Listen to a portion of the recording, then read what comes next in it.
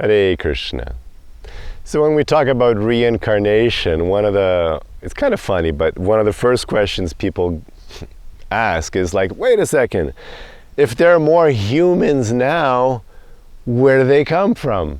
So why are there more humans on Earth? So there can't be reincarnation because there are clearly more humans on Earth now than there were before. So people ask this question, but to understand this, the answer actually will help you understand reincarnation better.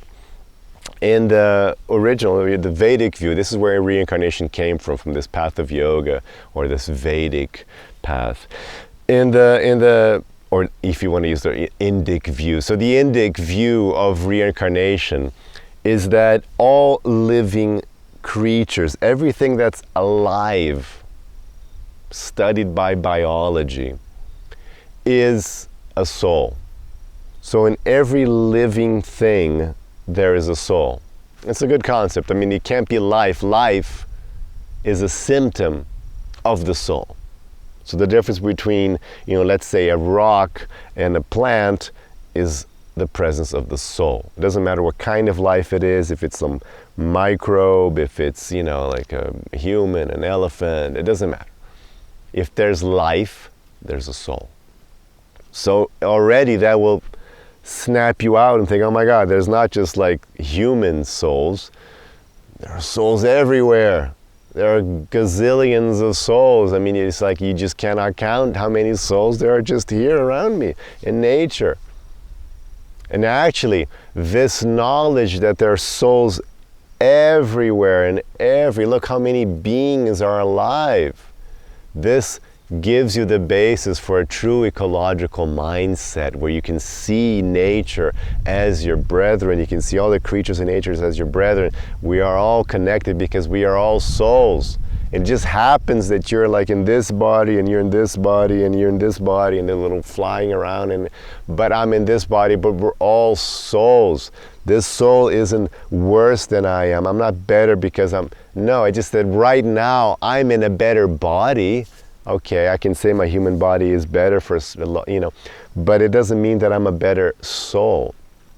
And this soul here will one day have a human body, and so will this one, and so on. Because we're all transmigrating from one body to another. And it's not because you got to the human body that you're all set. If you don't use your human body well, you go down. And you can go back to animal and plant and insect depending on how poorly you handled your human life. You don't have any guarantee of where you're going to end up. That's why it's called the samsara, the wheel of birth and death. Because you can go up and you can go down. And you never know where you're going to go because of your karma takes you to all these different places. So not only are there souls, like can you imagine now how many gazillion souls there are on the planet, but Vedic view is also very expansive. It's always seen the universe as being totally populated. This is one culture that will not be shocked if aliens show up and land in New York City, because it's talked about alien civilizations since forever. So the yoga view, the Vedic view is that, yeah, of course there are civilizations everywhere in the universe. All kinds of different races and species and types. It's always talked about these things, and then if you read the stories, you'll see these stories of interplanetary travel, of beings from other planets coming here. It's all about that. It's very central to the Vedic worldview.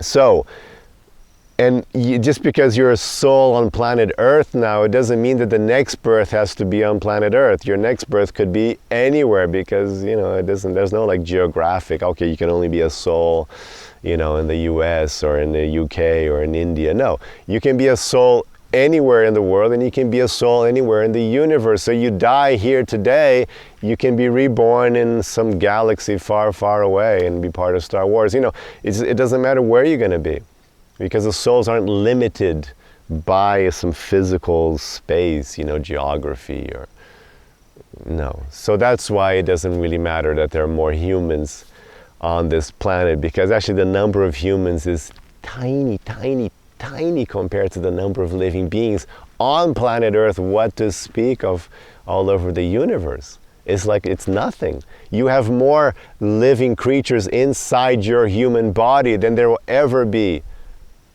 humans on Earth. You have trillions of living beings inside your body, which is a bit of a mind warp. But anyway, that's the truth, and you can just ask your local doctor about it. You just Google it. You have trillions of beings living inside you.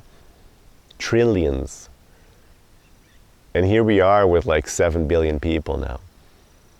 So that's why also, both in the Buddhist tradition and in the yoga tradition, being human is extremely valued. Because think about the odds of being human.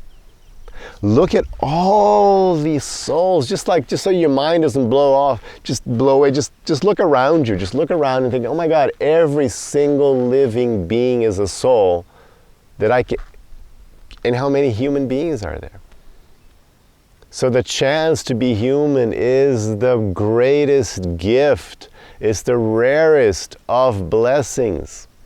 There's a big, long, waiting line. The big, huge waiting list to be human. So now that you're human, man, you've got to take this opportunity. Because the one key thing about being human is to be able to advance spiritually. That is the one big gift of humanity. Is that you can become self-realized in this lifetime and actually never take birth again. You can end the samsara process in this human body. That's the big deal about it. And that's what you should prioritize and focus, because everything else you can do in other species. You can hang around, you can laze in the sun, you can have sex, you can build communities, you can do art, you can sing, you can fly, you can swim.